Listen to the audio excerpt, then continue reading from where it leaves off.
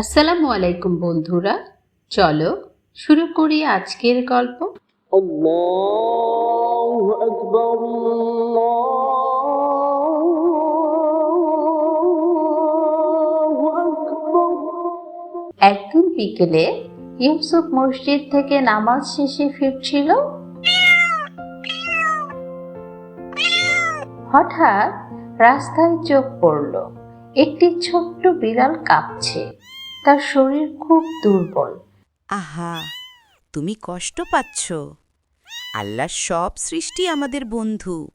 আমি তোমাকে সাহায্য করতে চাই। মা, আমি খাবার নিতে পারি? রাস্তায় একটি অসুস্থ বিড়ালকে খাবার দিব। অবশ্যই পারো বাবা।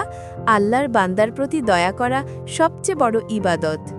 ইউসুফ ছোট্ট একটি বাটিতে করে খাবার নিয়ে আসলো।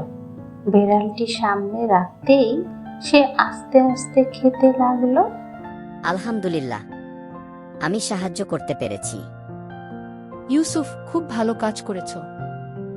রাসূল সাল্লাল্লাহু আলাইহি ওয়াসাল্লাম বলেছেন, প্রাণীর প্রতি দয়া করলে আল্লাহও বান্দার প্রতি দয়া করেন। বিড়ালটি খানিকক্ষণ পর শক্তি পেল, লেজ নেড়ে মিউ মিউ করে ধন্যবাদ জানালো। ইউসুফের মনটা আনন্দে ভরে গেল।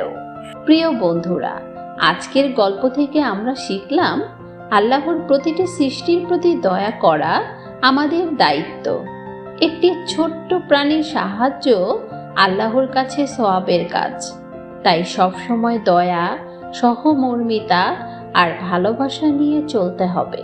এরকম মজার ও শিক্ষামূলক ভিডিও পেতে চাও তাহলে আমার ইউটিউব চ্যানেল আদব অন্বেষণ অবশ্যই সাবস্ক্রাইব করবে।